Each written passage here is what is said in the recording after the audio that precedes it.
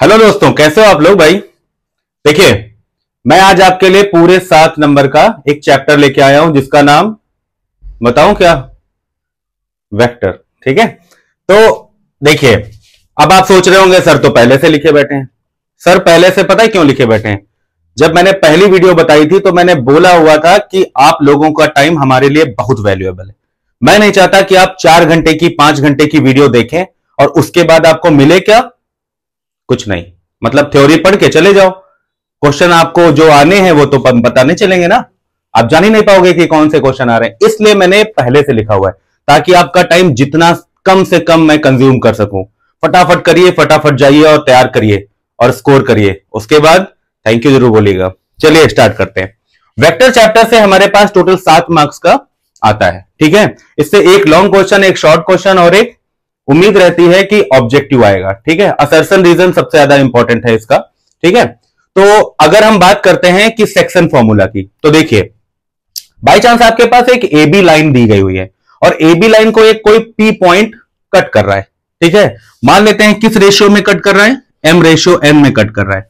तो आप are vector, यानी कि आपको आर वेक्टर का अगर फॉर्मूला बनाने के लिए कहा जाएगा तो आप ऐसे तो लिखोगे, r vector is equal to m b vector plus n a vector divided by m plus N.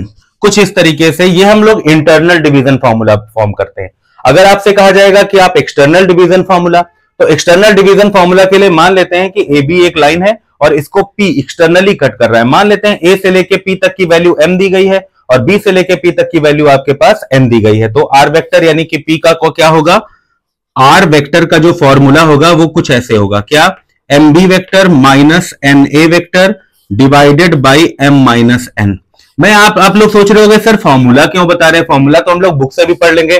पढ़ तो आप लोग बुक से लेंगे, लेकिन एक्चुअल में जो फिगर है आपको उससे पता चल जाएगा कि एम कैसे मुझे मानना है और एन कैसे मानना है। ठीक है, इसलिए मैं ये फॉर्मूला आपको बता रहा हूं। अब बात करते हैं इसके मिड पॉइंट फॉर्मूला की। मान लेते हैं कि ये और ये बंदा 1:1 में कट कर रहा होगा, तभी तो भाई ये मिड पॉइंट रहा होगा। इसका मतलब अगर आप आर वेक्टर निकालना चाहते हैं तो ऐसे तो निकालोगे, क्या? B vector plus a vector divided by m plus n होता है ना, तो 1 और 1 मिलकर कितना हो जाएगा? 2 हो जाएगा। अब आगे की तरफ बढ़ते हैं। अगर आप ध्यान दीजिए, centroid of A triangle, centroid यहां पर एग्जिस्ट करता है। तो अगर आपको सेंट्रॉइड की निकालना हुआ है तो आप सेंट्रॉइड का वेक्टर कैसे निकालोगे? सेंट्रॉइड का वेक्टर निकालने के लिए आपको यह लिखना पड़ेगा बेटा, क्या? ए वेक्टर प्लस बी वेक्टर और plus C vector divided by कितना आ जाएगा? 3। तो इस तरीके से आप आसानी से सेंट्रॉइड निकाल सकते हो। आप इसका स्क्रीनशॉट लीजिए, मैं आपको कुछ और फॉर्मूले बताता हूं। तो अब हम बात करते हैं मॉड्यूलस ऑफ ए वेक्टर। सबसे पहले वेक्टर, वेक्टर मतलब जो तीनों डायमेंशन में कवर कर सके। जैसे आपको पता है कि अगर कोई बंदा एक्स एक्सिस पे चल रहा है तो उसके लिए उसको किसका सपोर्ट चाहिए होगा? आई कैप का। वाई एक्सिस पर चल रहा है तो जे कैप का, और जेड एक्सिस पर चल रहा है तो के कैप का। इसका मतलब है कि 3D, यानी वेक्टर के अंदर 3D तो आ ही जाएगा। इसका साफ मतलब यह हुआ कि अगर हमारे पास कोई भी वेक्टर है, फॉर एग्जांपल आर वेक्टर है, तो हम इसको कैसे लिख सकते हैं? एक्स आई कैप, वाई जे कैप और प्लस जेड के कैप। ये तो हमारे पास वेक्टर हो गया। बाई चांस हमको इसका मॉड्यूलस निकालना है। मॉड्यूलस मतलब मॉड ऑफ आर लिखते हैं। पता है इसका क्या फॉर्मूला होता है? अंडर रूट लगाइए, कोफिशिएंट ऑफ आई कैप का square plus coefficient of J cap का स्क्वायर प्लस कोफिशिएंट ऑफ के कैप का स्क्वायर। तो इस तरीके से हमारे पास मॉड्यूलस आ जाता है। बाई चांस आपसे कोई कह देता है कि मुझे यूनिट वेक्टर चाहिए, यूनिट वेक्टर। अब अगर आपको चाहिए यूनिट वेक्टर, तो पता है यूनिट वेक्टर का फॉर्मूला क्या होता है? फॉर एग्जांपल आपको यूनिट वेक्टर चाहिए आर वेक्टर का, तो यूनिट वेक्टर को हम लोग आर और इसके ऊपर कैप लगा देते हैं, ये हो जाता है इसका यूनिट वेक्टर। और फॉर्मूला पता है क्या? सिंपल सा, r vector upon modulus of r vector. कुछ इस तरीके से हम लोग इसका क्या निकाल सकते हैं? Unit vector. अच्छा, एक बात मैं आपको और बताना चाहता हूं, पता है क्या है वो? ये अच्छा सभी लोग कहते हैं, अभी मैंने भी बोला, क्या बोला? कि आई कैप का जो कॉफिशिएंट है, पता है हर फिजिक्स में कॉफिशिएंट बोल सकते हो, लेकिन मैथ में इसको कॉफिशिएंट मत बोलना। क्या बोलेंगे फिर? इसको बोलेंगे डायरेक्शन रेशियो। इसका मतलब एक्स वाई और जेड हमारे पास क्या हो जाएंगे? एक्स वाई और जेड।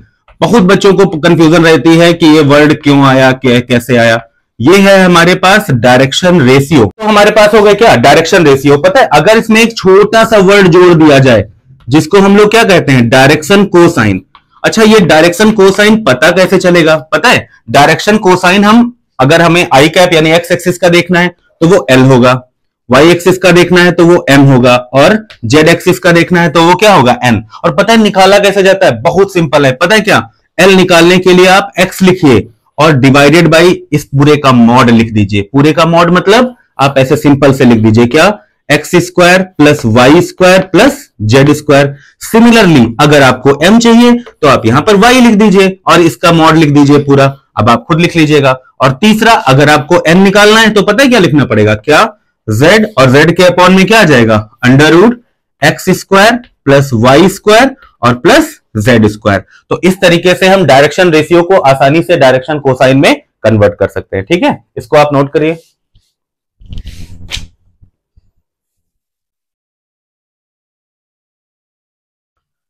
चलिए, उम्मीद है नोट कर लिया होगा। लेकिन एक चीज सोचो, ये डायरेक्शन कोसाइन लिखा हुआ है, इसका मतलब क्या है। अगर प्रॉपर बेसिक में जाएंगे हम लोग तो काफी वीडियो लेंदी हो जाएगी, इसलिए मैं आपको फटाफट वाला तरीका बताता हूं। पता है, अगर एक्स एक्सिस एंगल बना रही है कोई पॉइंट से तो वो कॉस अल्फा, अगर वाई एक्सिस बना रही है किसी पॉइंट से तो कॉस बीटा, जेड एक्सिस बना रही है तो कॉस गामा। इसका मतलब जो एल है, पता है मैं उसको क्या लिख लूं, इसको मैं कॉस अल्फा भी लिख सकता हूं ऐसे, और एम को क्या लिख सकता हूं, कॉस बीटा भी लिख सकता हूं, और एन को मैं क्या लिख सकता हूं, कॉस गामा।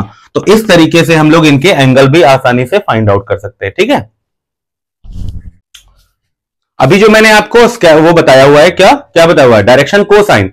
डायरेक्शन कोसाइन में एक फॉर्मूला और होता है, अगर हम लोग इनका स्क्वायर करें और सम कर दें, यानी l square plus m square plus n square is equal to कितना आ जाएगा, 1 आ जाएगा। अब आपको प्रोडक्ट की बात बताते हैं। अच्छा देखिए, सबसे पहले हम लोगों को पढ़ना पड़ेगा डॉट प्रोडक्ट। 101% इससे एक क्वेश्चन आना ही आना है। डॉट प्रोडक्ट, या फिर इसको हम एक और नाम दे सकते हैं, पता है क्या है वो नाम, स्केलर प्रोडक्ट। तो इस प्रोडक्ट में होता क्या है, इस प्रोडक्ट में होता है, बाई चांस आपने ऐसे लिख दिया ए वेक्टर डॉट बी वेक्टर, तो आपके पास फॉर्मूला बन के पता है क्या आ जाता है, लोग कहते हैं ए बी कॉस थीटा आ जाता है। बट पता है इस ए को हम लोग एक्चुअल में मॉड ऑफ ए वेक्टर और मॉड ऑफ बी वेक्टर और साथ में कॉस थीटा ऐसा करके लिखेंगे तो ज्यादा बेटर रहेगा। आपको मैंने बताया था कि अगर किसी बंदे को एक्स एक्सिस पर चलना है तो सहारा लेना पड़ेगा आई कैप का। पता है जब डॉट होता है प्रोडक्ट, तो आई कैप का जब डॉट प्रोडक्ट करते हैं आई कैप से तो हमेशा 1 मिलता है, और अगर जे कैप का जे कैप के साथ डॉट प्रोडक्ट करते हैं तो 1 मिलता है। के कैप का जब डॉट प्रोडक्ट करते हैं के कैप से तो आंसर कितना मिलता है आपको, 1 मिलता है। लेकिन पता है अगर आई का जे के साथ में डॉट प्रोडक्ट करेंगे तो आंसर पता है कितना आएगा, 0। और अगर इसी तरह जे का आई के साथ भी कर सकते हैं, अगर हम लोग जे का के साथ में डॉट प्रोडक्ट करें तब भी आंसर क्या मिलेगा, 0 मिलेगा। और अगर के कैप का आई कैप के साथ डॉट प्रोडक्ट करें तो आंसर क्या मिलेगा, 0 मिलेगा। क्यों मिलेगा, क्योंकि एंगल कितना हो जाएगा, इन दोनों के बीच में एंगल कितना होगा, cos 90। तो एंगल 90 होने की वजह से पूरी वैल्यू क्या हो जाती है, 0 हो जाती है। अब एक बात और आपको बताते हैं, पता है अगर आप a vector dot B vector लिखिए तो इसको आप b vector dot a vector भी लिख सकते हैं, कोई फर्क नहीं पड़ता इसमें, आप आसानी से लिख सकते हैं। कभी कभी आपको एंगल निकालना होता है, एंगल बिटवीन टू वेक्टर्स। देखिए अगर आपको निकालना है एंगल बिटवीन टू वेक्टर्स तो आप आसानी से निकाल सकते हो। कैसे, क्योंकि आपको ए और बी के बीच का एंगल चाहिए, यानी कि आपको कौन सा एंगल चाहिए, आपको एंगल चाहिए कॉस थीटा, और कॉस थीटा का फॉर्मूला क्या होगा, आप ऐसे लिख सकते हो A vector dot B vector upon mod of A vector mod of B vector. मैंने इसको थोड़ा स्पीड में इसलिए पढ़ाया है क्योंकि आपको, मुझे पता है कि आपको आता होगा। ठीक है, अच्छा अब एक बात और इसमें हम लोग नोटिस करते हैं, कोई एग्जांपल लेके देख लेते हैं। जैसे फॉर एग्जांपल ए वेक्टर आपके पास दिया गया है कुछ ऐसे, 2i cap 3j cap plus 4k cap, और बाई चांस आपने बी वेक्टर एक ले लिया, बी वेक्टर में आपके पास लिखा है 4i कैप 3j कैप और 7k कैप। और पता है जब हम लोग इनका डॉट प्रोडक्ट निकालते हैं तो बच्चे क्या करने लगते हैं, सब कुछ मल्टीप्लाई करने लगते हैं। भाई सब कुछ क्यों मल्टीप्लाई करना है, जब तुमको पता है कि ij का मल्टीप्लाई 0, jk का 0, ki का 0, तो बेटर है कि हम केवल i वाले मल्टीप्लाई करें ना। तो 2 का 4 से मल्टीप्लाई कितना आएगा, 8, 3 का 3 से मल्टीप्लाई कितना आएगा, 9, और 7 का 4 से मल्टीप्लाई कितना आएगा, 28। फटाफट सम कर दो, हमें आंसर मिल जाता है कि नहीं। तो हम लोग आसानी से डॉट प्रोडक्ट कुछ इस तरीके से निकाल सकते हैं। ठीक है, आप इसका स्क्रीनशॉट जल्दी से लीजिए। देखिए बाई चांस अगर आपके पास 2 लाइन दी गई हुई हैं और दोनों लाइन एक दूसरे के परपेंडिकुलर हैं, तो आप ये कहते हो, देखिए क्या कहते हो, आप ऐसे लिख सकते हो ना भाई, L1 L2 plus M1 M2 plus N1 N2, इनका सम कितना होगा, जीरो। ये डायरेक्शन कोसाइन का जो प्रोडक्ट होता है उनका जो सम होता है वो जीरो के बराबर होता है।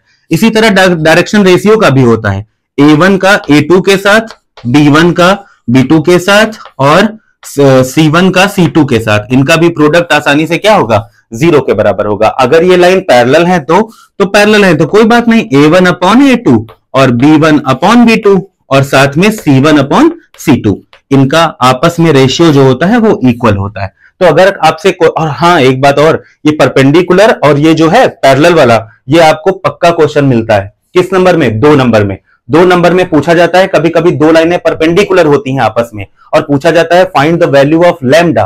तो आपको लगता है यार ये कितना बड़ा क्वेश्चन है, बहुत आसान है, पता है, ये वाला फॉर्मूला लगा दो, L1 L2 M1 M2 N1 N2 is equal to 0, फटाफट आसानी से हमको लग जाएगा, है कि नहीं, और हम आसानी से सॉल्व कर लेंगे। इसी तरीके से दो लाइन पैरेलल है, हमको फिर भी एक लैम्डा की वैल्यू निकालनी होती, कोई एक बंदा मिसिंग होगा उसमें से, तो हम क्या करेंगे, A1 upon A2 B1 upon B2 is equal to C1 upon C2, ये निकालना हमारे लिए आसान हो जाएगा।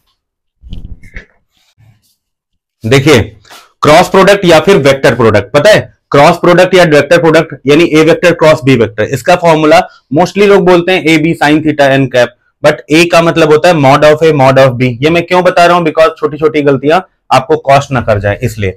अच्छा ये जो एन कैप है, पता है इस पे मैंने देखा है 4 साल से लगातार क्वेश्चन आ रहे हैं कि एन कैप बताओ, एन कैप बताओ, मतलब डायरेक्टली नहीं पूछते हैं व्हाट इज एन कैप, पता है क्या पूछते हैं, ये पूछते हैं कि एन कैप यहां पर है क्या, पूछते हैं कि एक ऐसा वेक्टर निकालिए जो बोथ परपेंडिकुलर है किसके, ए वेक्टर और बी वेक्टर के, ऐसा यूनिट वेक्टर निकालिए जो ए वेक्टर और बी वेक्टर दोनों के परपेंडिकुलर है। इसीलिए मैंने इसको स्पेसिफिक लिख दिया है कि एन कैप है।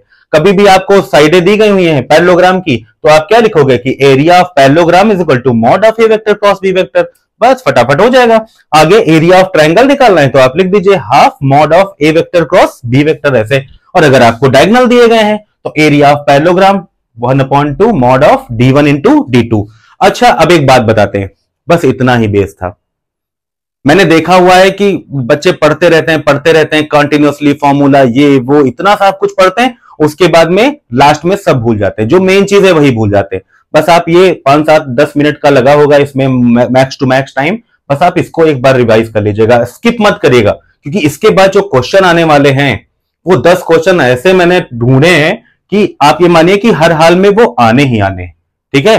तो ये जो गारंटी है वो इसलिए मैं दे रहा हूं बिकॉज होमवर्क किया है मैंने होमवर्क किया है, तो आपको तो पता ही कि आपको भी करना है। कैसे, मैं क्वेश्चन लिखता हूं, मैं सॉल्व कराता हूं, उसके बाद आप करिए, ठीक है। तो पहले आप इसका स्क्रीनशॉट लीजिए, उसके बाद मिलते हैं। देखिए मैंने आपके लिए क्वेश्चन लिखा हुआ है, और क्वेश्चन पता है कम से कम 2 बार पढ़ा करो भाई, फटाफट पढ़ने से आंसर नहीं मिलता है, ठीक है। तो पढ़ना कैसे, देखो, if A vector B vector C vector are 3 mutually perpendicular, mutually का मतलब होता है म्यूचुअल रिस्पेक्ट, मेरी तुम्हारी बीच, यानी कि ए की बी के बीच, बी किसी के बीच, ए किसी के बीच। कैसे, देखो सिंपल सा, कैसा, ए वेक्टर का बी वेक्टर के साथ, बी वेक्टर का सी वेक्टर के साथ और सी वेक्टर का ए वेक्टर के साथ परपेंडिकुलर कितना है, यानी कि आप क्या लिखोगे, dot product 0, vectors of equal magnitude. ये इन्होंने बोल के एक मेरा काम और आसान कर दिया। इन्होंने पता है क्या बोला कि mod of A, mod of B और मॉड ऑफ सी, मतलब तीनों इक्वल मैग्नीट्यूड। पता है ये मॉड का नाम मॉड नहीं है, एक्चुअल में मैग्नीट्यूड ही बोला जाता है इसको। तो मॉड ए, मॉड बी, मॉड सी तीनों आपस में इक्वल हैं। शो दैट, क्या प्रूफ करना है कि A vector B vector C vector is equally inclined to A vector B vector C vector. ये बाद में बात करेंगे। मतलब ये पूछ रहे हैं कि A vector plus B vector plus C vector का ए वेक्टर से angle, A plus B plus C का बी से angle, A plus B plus C का सी से एंगल, तीनों आपके पास इक्वली इंक्लाइंड है। कैसे निकालना है, देखिए आपको पता होगा। सबसे पहला काम क्या करना है, देखिए ए वेक्टर का डॉट प्रोडक्ट निकाल लीजिए किसके साथ, A vector plus B vector plus C vector के साथ में। क्या होता है फॉर्मूला, ये आप ए मानिए, डॉट बी क्या होता है, mod of A mod of B, और साथ में अब ए वेक्टर के साथ कर रहे हैं तो यहां पर मैं क्या लिखूंगा, कॉस अल्फा। अब आप एक काम करिए, प्रोडक्ट कर दीजिए भाई। तो ए का ए के साथ प्रोडक्ट करेंगे तो क्या आएगा, मॉड ऑफ ए का स्क्वायर, प्लस ए का बी के साथ करेंगे तो A vector dot B vector, plus A का सी के साथ करेंगे तो A vector dot C vector. इधर क्या, mod of A vector plus B vector plus C vector, और यहां पर क्या, कॉस अल्फा। भाई कोई प्रॉब्लम ही नहीं है, पता है क्यों? क्योंकि ये बंदा तो जीरो है, ये बंदा तो जीरो है, तो ये तो भाई चले ही गए। यहां पे देखिए एक मॉड ए है, यहां पर दो है यानी स्क्वायर है, एक एक फटाफट काट दो, क्या बचा आपके पास? Mod of A vector is equal to क्या है? अब यार इसको यहां क्यों रखे हो भाई, इसको हटाओ ना, क्योंकि क्यों स्टेप इतना लंबे करने, इसको नीचे लेके आओ। क्या? Mod of A plus mod of B, sorry mod के अंदर ही तीनों हैं, is equal to cos alpha. तो बेटा मेरे पास कॉस अल्फा तो आ गया है ना। अच्छा इसी तरीके से आप बी वेक्टर का प्रोडक्ट कर लोगे ना, इसी तरह आप सी वेक्टर का प्रोडक्ट कर लोगे ना, तो आपको सिमिलरली लिख दें, कोई दिक्कत नहीं है, आप लिख दीजिए सिमिलरली। सिमिलरली अगर आपने कॉस अल्फा लिखा, इसी तरीके से बेटा अगर आप कॉस बीटा निकालते तो यहां पर क्या था, मॉड ए, तो अब क्या हो जाएगा, मॉड बी हो जाएगा। बस इसमें कौन सी बड़ी बात है भाई, A vector plus B vector plus C vector, इसमें चिंता वाली कोई बात ही नहीं भाई। और तीसरा निकालना है तो वो तो और सिंपल, कॉस गामा किसके बीच होगा, सी के बीच, तो mod of C vector divided by mod of A vector plus B vector plus C vector. यार लेकिन वो फंसा गया हमको, पता है क्यों? क्योंकि उसने हमसे कहा था कि इक्वली इंक्लाइंड होने चाहिए। अब दिमाग में मेरे एक बात आई कि ये तो दिया था ना इक्वल मैग्नीट्यूड, मतलब ए और बी और सी तीनों के मॉड आपस में बराबर हैं। भाई देखो यहां ए लिखा है, क्या मैं यहां ए नहीं लिख सकता? लिख सकता हूं, यहां पे नहीं लिख सकता? अरे भाई बिल्कुल लिख सकते हो, यहां पे लिखो A vector divided by mod of A vector plus B vector plus C vector. कौन रोकने वाला है तुमको? यहां पे भी लिखो ना, क्या, ए vector divided by mod of A vector plus B vector plus C vector. लो हो गए तीनों बराबर, क्या दिक्कत थी? कि लिखो ना cos alpha cos beta is equal to cos gamma, तीनों के तीनों आपस में इक्वल हैं। इसका मतलब आप आसानी से लिख सकते हो क्या, alpha is equal to beta is equal to gamma, यानी कि तीनों एंगल क्या है आपके पास, सेम एंगल है। ठीक है, आप इसका स्क्रीनशॉट लीजिए। देखिए आपके पास जो दूसरा क्वेश्चन मैंने लिखा है, ठीक है, ये क्वेश्चन बहुत अच्छा है। पता है क्यों अच्छा है? क्योंकि इसमें आपको थोड़ा सा ट्रिक दी गई है। ढूंढो कौन सी ट्रिक है, ढूंढ लिया? देखिए लिखा है स्केलर प्रोडक्ट, आप अड़े रहो उनकी बातों पर। स्केलर प्रोडक्ट यानी dot product of the vector A vector का डॉट प्रोडक्ट किसके साथ में, with a unit vector along the sum of the vector B vector and C vector is equal to 1। यानी कि बी प्लस सी का क्या लिखा है मैंने, खाली वेक्टर लिखा है ना, इसके साथ इसका क्या, डॉट प्रोडक्ट। यानी कि इन्होंने साफ साफ यहां पर एक बात बोली है, विद अ यूनिट वेक्टर, है ना, लिखो, लिखा हुआ है with a unit vector along the sum of the vector B vector and C vector is equal to 1, find the value of lambda and hence find the unit vector. आपको unit vector भी निकाल के देना है। देखिए कैसे करा मैंने, आपके पास ए वेक्टर मैंने नोट कर लिया, बी वेक्टर मैंने नोट कर लिया, सी वेक्टर मैंने नोट कर लिया। अब आपको बी प्लस सी वेक्टर पहले से ही निकाल लेना है। जब आप बी प्लस सी वेक्टर निकालने जाओगे तो पता है इनको ऐड करना पड़ेगा, 2 प्लस लैम्डा आई कैप, 4 और 2 6 जे कैप, 5 में से 3 गया, कितना बचा, -2 के कैप। अच्छा बेटा अगर इसका आप यूनिट वेक्टर निकालते हो, बी प्लस सी वेक्टर का क्या निकालना है आपको, यूनिट वेक्टर, तो इसके ऊपर कैप लगा दीजिए। यूनिट वेक्टर का फॉर्मूला क्या होता है बताओ? यूनिट वेक्टर का फॉर्मूला होता है ये वाला वेक्टर डिवाइडेड बाय इसका मॉड, है ना। तो करिए, तो ये वाला वेक्टर मतलब 2 प्लस लैम्डा आई कैप प्लस 6 जे कैप -2 के कैप, और डिवाइड में इसका क्या जाएगा, मॉड्यूलस। तो मॉड्यूलस तो सिंपल है भाई, कैसे, देखिए कोफिशिएंट इसका ले लो, यानी डायरेक्शन रेशियो ले लो, 2 प्लस लैम्डा का स्क्वायर, यहां पर कितना 6 का स्क्वायर, यहां पर कितना प्लस लगा के -2 है ना, तो इसको -2 लिखिएगा। देखिए ध्यान से क्या लिखना है आपको, यहां पर प्लस, यहां पर लिखना है -2 और इसका क्या, स्क्वायर।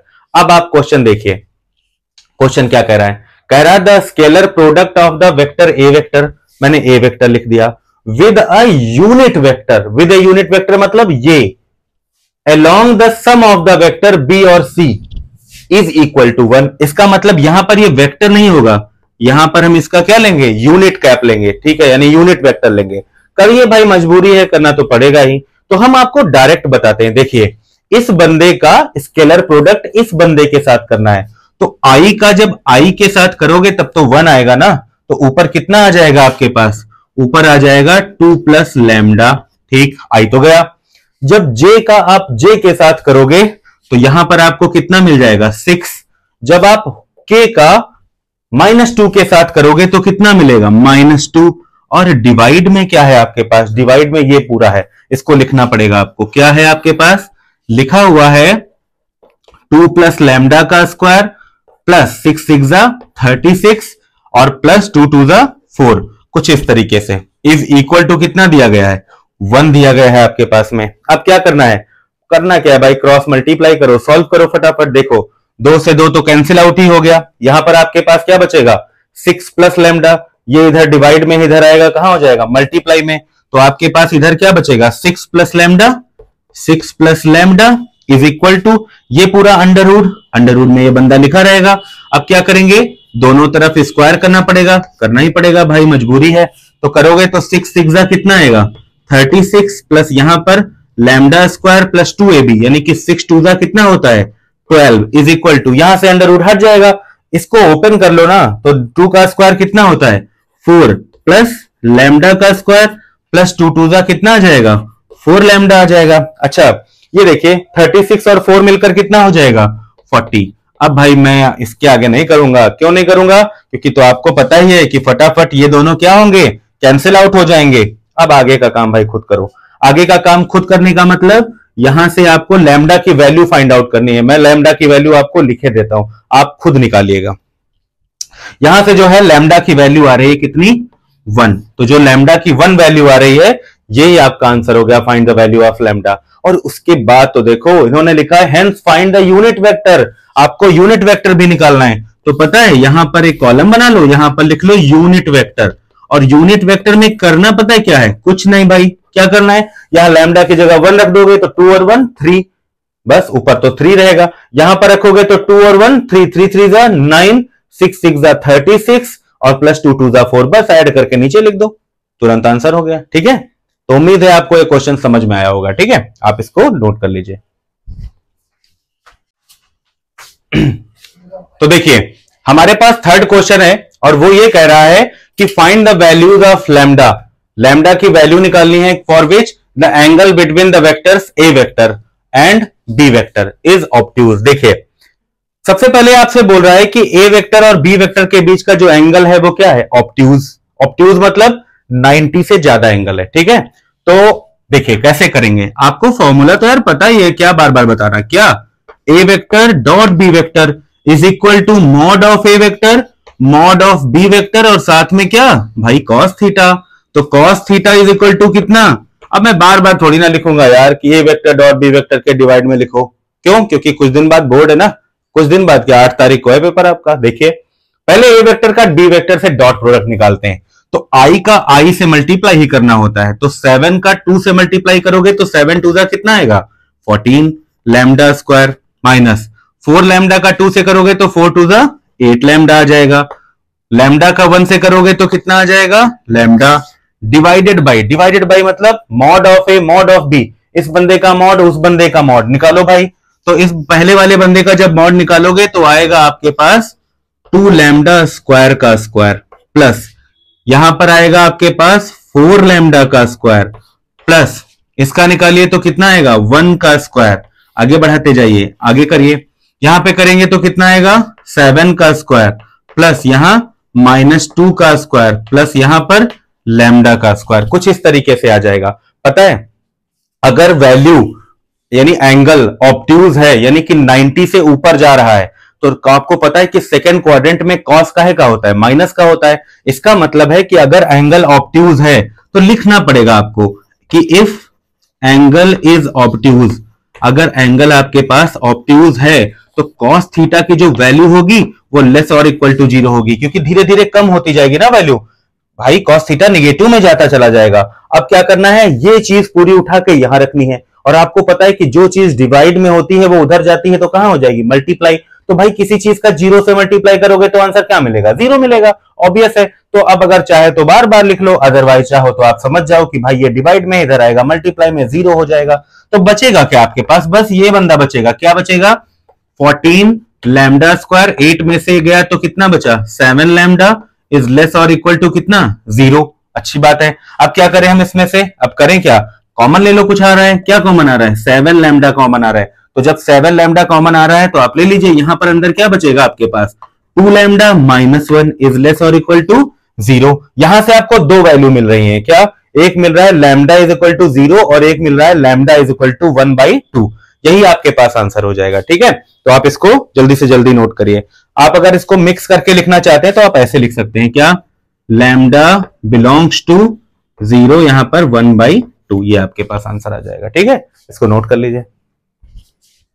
चलिए देखिए, हमारे पास क्वेश्चन नंबर 4 है। आपसे क्या कह रहा है कि आपके पास एक वेक्टर है ए, एक है बी, एक है सी, और डी एक ऐसा वेक्टर है जो परपेंडिकुलर है दोनों के, किसके, ए बी के भी, और तीसरा परपेंडिकुलर नहीं है, तीसरा सिंपल लिखा है, D vector dot C vector is equal to 21। देखिए, आपको एज्यूम करना पड़ेगा बेटा कि डी वेक्टर आपके पास में मान लेते हैं एक्स माने हाँ एक्स आई कैप प्लस वाई जे कैप और प्लस जेड के कैप है, कुछ इस तरीके से। अब आपसे बोल रहा है कि डी और ए दोनों परपेंडिकुलर हैं, मतलब साफ साफ वो बोलना चाहता है कि डी वेक्टर ए वेक्टर का 0, डी वेक्टर का प्रोडक्ट अगर बी वेक्टर से करोगे तो कितना मिलेगा, 0 मिलेगा, और डी का सी से कितना दिया गया है, 21 दिया गया है। तो बेटा करो कैसे, डी का ए से प्रोडक्ट करेंगे तो केवल आई आई का किया करो बस। तो x और 4 का होगा तो कितना आएगा, 4x प्लस y का 5 से होगा तो कितना आएगा, 5y, और z का होगा तो माइनस z। आंसर कितना,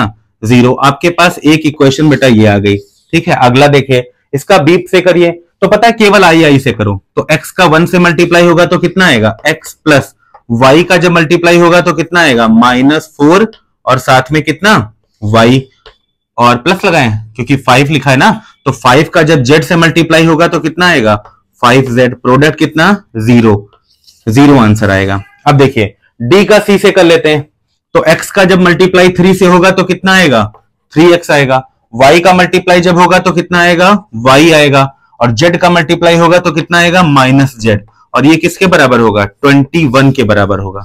ठीक है, अब आपको करना क्या है, ये मैं आपको छोटा सा होमवर्क दे रहा हूं, क्या, कि आप इन तीनों इक्वेशन को सॉल्व करिए। अगर किसी बच्चे को तीनों इक्वेशन को सॉल्व करना नहीं आता है तो एक बात बताता हूं, सुनिए। सबसे पहले आप इन दोनों इक्वेशन को सॉल्व करिएगा, इसमें से z को एलिमिनेट करके हटा दीजिएगा, और x और y में एक इक्वेशन बन जाएगी। ठीक है, इसी तरीके से आप इन दोनों को सॉल्व करिएगा, z हटाइएगा, इसमें से भी आपको x y में एक इक्वेशन मिल जाएगी। दोनों को सॉल्व करके आप x y और z इन तीनों की वैल्यू निकालिएगा, x की वैल्यू भी निकालनी है, y की वैल्यू भी निकालनी है, और साथ में किसकी वैल्यू निकालनी है, z की वैल्यू भी निकालनी है। तो जब आपके पास x, y और z की वैल्यू आ जाएगी तो वो उठा के आपको कहां रख देना है, बस यहां पर। फॉर एग्जांपल x की वैल्यू आ गई 2 तो यहां रख दो, y की वैल्यू 1 तो यहां रख दो, z की वैल्यू 3 तो आप यहां रख दीजिए, तो तुरंत आपको क्या मिल जाएगा, एक d वेक्टर आसानी से मिल जाएगा। तो ये आपका छोटा सा काम है, ये आप करिएगा। ठीक है, नोट करिए इसको। देखिए, आपके पास जो 5th क्वेश्चन है उसमें कह रहा है कि ABCD एक पैरेललोग्राम है। ठीक है, और उसमें कुछ ऐसा दिया हुआ है कि AC वेक्टर दिया हुआ है, BD वेक्टर दिया हुआ है, मतलब AC दिया गया है और BD दिया गया है, दो डायगोनल दिए गए हैं, और आपसे कह रहा है कि आप ये साइड्स निकाल के दो, मतलब AB निकाल के दो और AD वेक्टर, यानी कि ये दो वेक्टर आपको निकाल के देने हैं। कैसे, और साथ में इसका एरिया भी, यानी पैरेललोग्राम का एरिया भी फाइंड करना है। मैंने एक पैरेललोग्राम बना दिया है ABCD। अच्छा, आप ध्यान से देखोगे तो पता चलेगा कि AB और DC आपस में क्या है, इक्वल। इसी तरीके से AD और आपस में क्या इक्वल है, BC। पता है एक ट्रिक है, ट्रिक क्या है, जो वो बोल रहे हैं उसको पहले कैलकुलेट करिए। क्या वो बोल रहे हैं AC वेक्टर, और पता है A से C तक पहुंचने के लिए आपको कहां से कहां तक जाना पड़ेगा, A से B तक जाना पड़ेगा और B से C तक जाना पड़ेगा। A से B तक जाना तो ठीक है, बट B से C को मैं क्या लिख सकता हूं, कहां गया भाई, ये देखिए, B से C को लिख सकता हूं मैं A to D वेक्टर, यानी AD वेक्टर। इसको इक्वेशन नंबर 1 मान लीजिए। अगला भाई देखो क्या है, BD। तो BD मतलब क्या, कहां से कहां तक पहुंचना है, B से D तक पहुंचना है। इधर जाओगे BA, कितना, BA वेक्टर, और A से D तक, यानी कि AD वेक्टर ऐसे। और इसको मत मानो यार, पता है BA मत, नहीं अच्छा लग रहा क्योंकि ऊपर AB लिखा हुआ है, तो आप BA को क्या लिख लो, -AB वेक्टर लिख लो, और प्लस क्या लिखा हुआ है, AD वेक्टर। एक काम करते हैं, अब इन दोनों इक्वेशन को फटाफट ऐड कर लेते हैं। क्यों, देखिए फर्स्ट और सेकंड को जैसे ही आप ऐड करोगे, इसका मतलब आप AC और BD को ऐड कर रहे हो, यानी यहां पर लिखिए AC vector plus BD vector, और यहां पर आइए देखिए AB से AB कैंसिल ना, तो AD और AD मिलकर कितना हो गया, 2AD वेक्टर हो गया। अब बताइए, देखिए AC और BD को ऐड करिए, इन दोनों को जब ऐड करोगे तो 2 और 1 मिलकर कितना होगा, होगा 3i कैप, प्लस J और J मिलकर कितना होगा 2J कैप, और K भी तो बचा, तो साथ में क्या आ जाएगा K cap is equal to 2, और साथ में कितना आ जाएगा AD वेक्टर। इसका मतलब है कि आपको AD वेक्टर मिल गया बेटा। क्या मिल गया, देखिए यहां आ जाएगा 3/2 i कैप, यहां पर 2/2 तो खाली J कैप, और यहां पर 1/2 और साथ में कितना K कैप। AD वेक्टर आपको मिल गया कि नहीं मिल गया, चलिए अच्छी बात है, AD वेक्टर मिल गया। अब AD तो मिल गया, मुझे एक और निकालना है ना, कौन, AB। तो AB कहां से निकलेगा, इसमें से, इस वाले में से। देखिए क्या है आपके पास, यहां पर लिखा हुआ है साफ साफ, क्या, कि जो AC वेक्टर होता है वो बराबर होगा AB और प्लस AD। AB तो मैंने, AB पता है भाई कि नहीं, बताओ, AB तो निकालना है, तो टेंशन लेने की क्या बात, ये है AB वेक्टर और प्लस AD वेक्टर। अब देखिए AC वेक्टर की वैल्यू कौन सी रखूंगा मैं, वो वाली, क्या, I cap plus J cap, और AB वेक्टर की वैल्यू मैं कौन सी रखूंगा, AB की वैल्यू पता ही नहीं है तो वही तो निकालनी है, AB वेक्टर आ गया।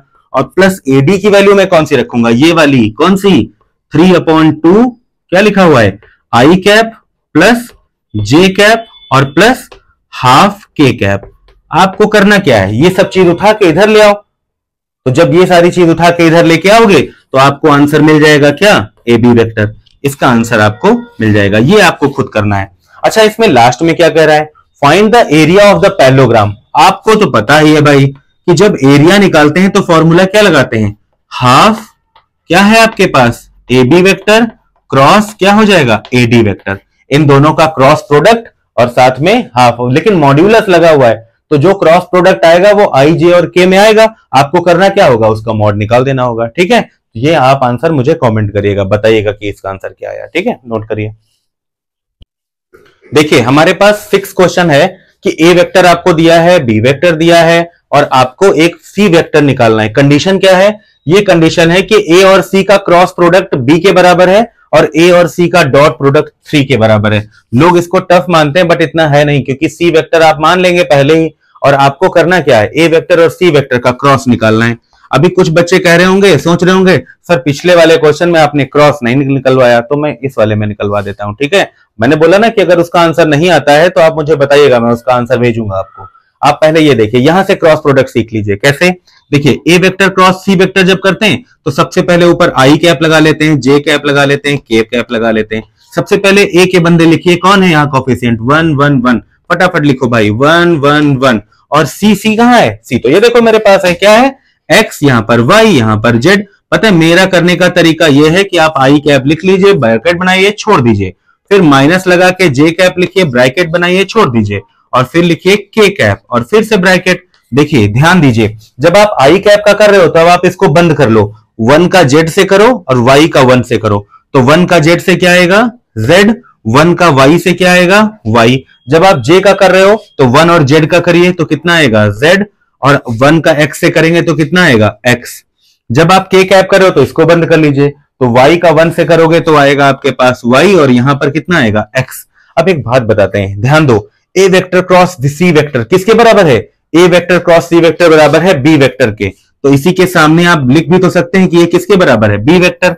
B वेक्टर मत लिखिए, ये पूरा वेक्टर लिखिए, क्या है, J cap minus K cap के। यार कंपेयर ना करा लें, देखो यहां पर I कैप है, वहां पर I कैप है ही नहीं, तो जब है नहीं तो मैं क्या लिखता हूं ऐसे कि Z माइनस Y किसके बराबर होगा, 0 के बराबर होगा। इसका मतलब Z किसके बराबर आ जाएगा, यहां से Y के बराबर आ जाएगा। आगे देखिए, यहां पर आपके पास माइनस के है और यहां पर आपके पास प्लस के है, तो इसका मतलब यहां पर कॉफिशिएंट कितना है, -1, और यहां पर कॉफिशिएंट कितना है, y माइनस एक्स, किसके बराबर होगा, ये -1 के बराबर आ जाएगा आपके पास में। यहां पर z का कॉफिशिएंट कितना है, सॉरी यहां पर i का कॉफिशिएंट मैंने क्या देखा था, z माइनस y था, और यहां पर i था नहीं तो 0 कर दिया।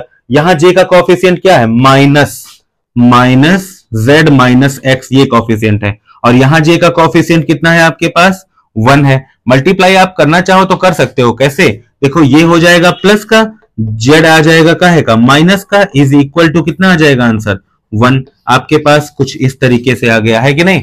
अब आप क्या करना चाहते हो, देखिए मैं आपको बताता हूं। अब एक और ट्रिक दी गई है कि ए और सी का डॉट प्रोडक्ट किसके बराबर है, 3 के। चलो कर लेते हैं। तो ए और सी का डॉट प्रोडक्ट करिए। कहां है ए आपके पास, ये है, और सी कहां है आपके पास, ये। तो एक्स का 1 में मल्टीप्लाई कितना आएगा, एक्स, प्लस वाई का 1 में मल्टीप्लाई कितना आएगा, वाई, प्लस जेड का 1 में मल्टीप्लाई कितना आएगा, जेड, और इज इक्वल टू कितना हो जाएगा, 3। कुछ इस तरीके से हो गया। अब आप एक चीज देखिए ध्यान से कि जो y की वैल्यू है वो किसके बराबर है, z के। तो y की जगह पर आप क्या लिख सकते हो, z लिख सकते हो। z plus Z is equal to 3, यानी कि आपके पास आ गया x plus 2z is equal to 3।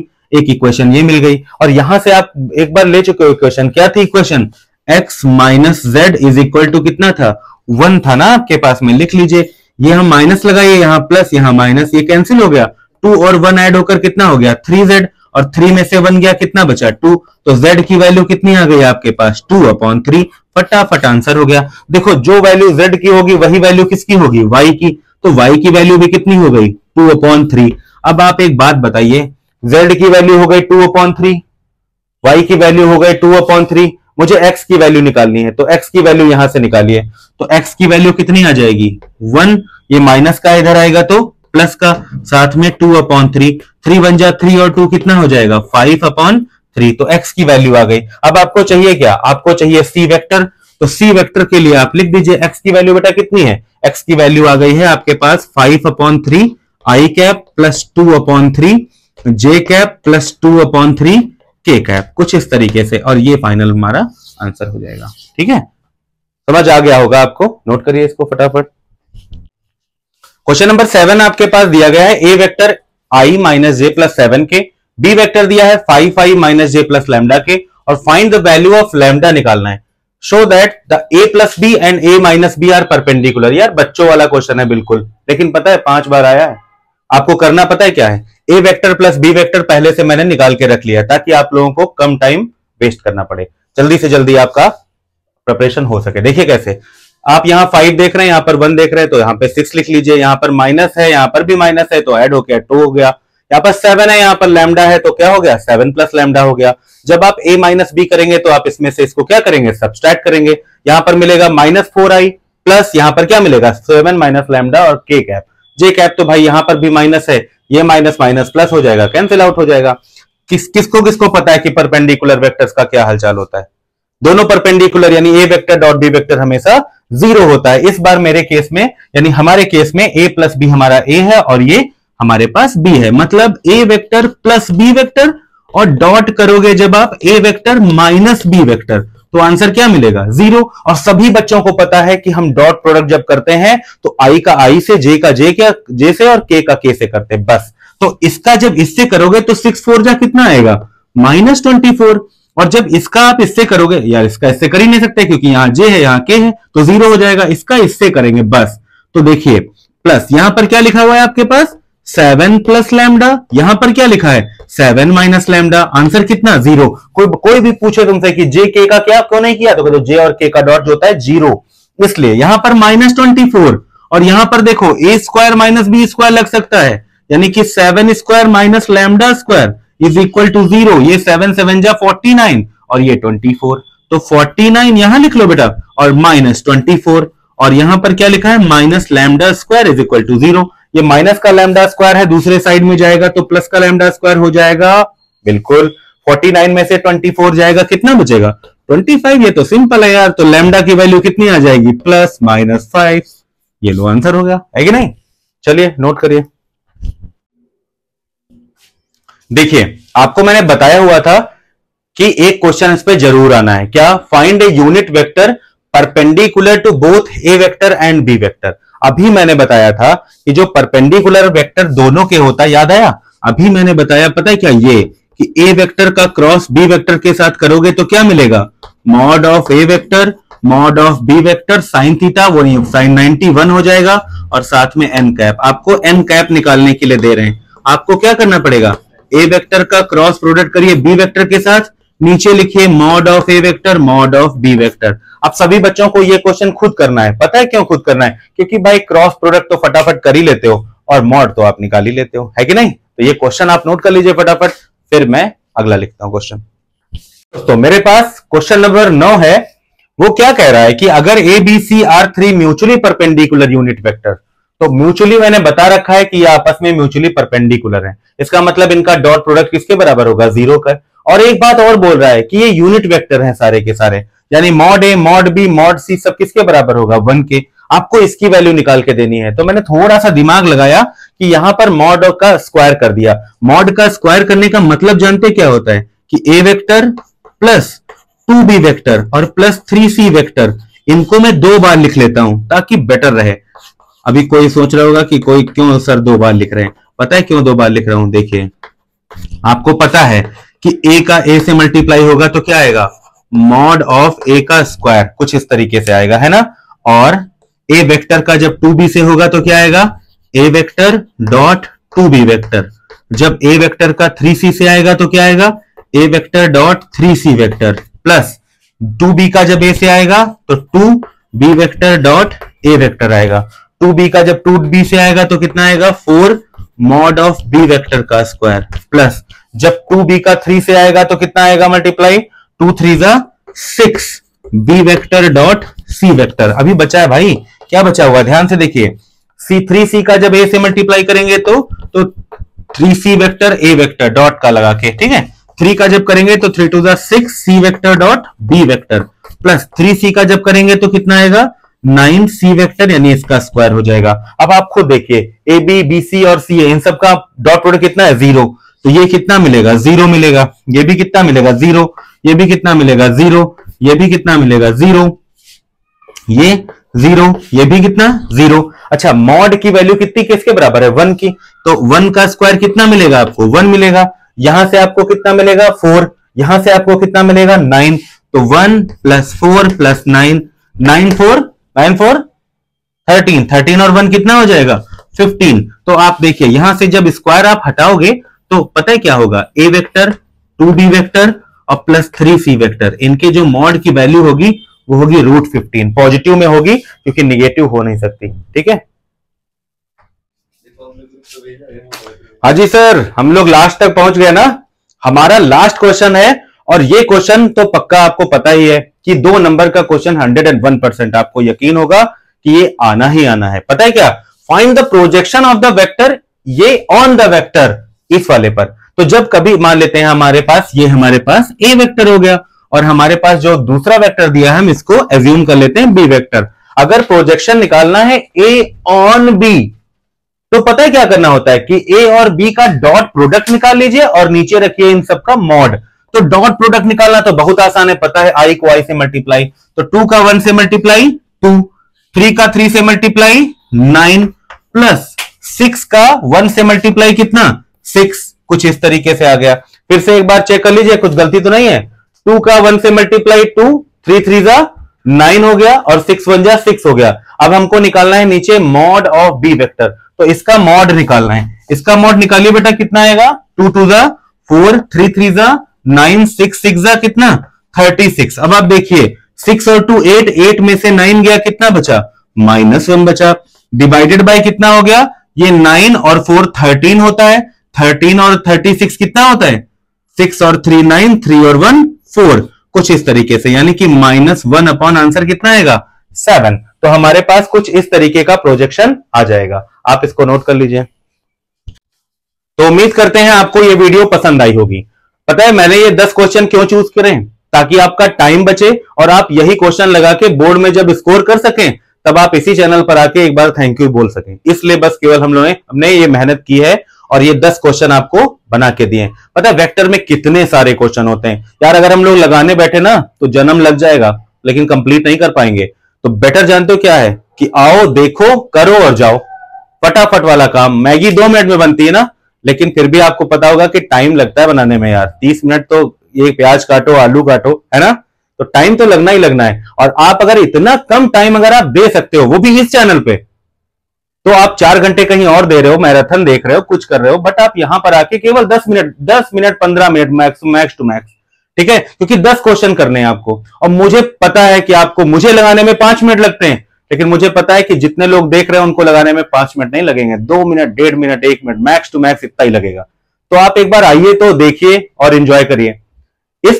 इस सीरीज का जो नेक्स्ट पार्ट है वो और ज्यादा इंटरेस्टिंग होने वाला है। तो मैं उम्मीद करता हूं कि आप लोग इस चैनल को प्यार देंगे, ज्यादा से ज्यादा शेयर करिए। मैं फिर एक बात बोलना चाह रहा हूं कि आप टॉप कर जाओगे, लेकिन अपने पड़ोस में बैठे, अपनी सीट पर बैठे दूसरे बच्चे को टॉप नहीं करा रहे हो क्या?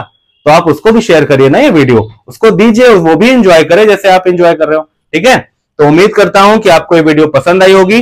चैनल को लाइक करिए, सब्सक्राइब करिए। ओके, जय हिंद।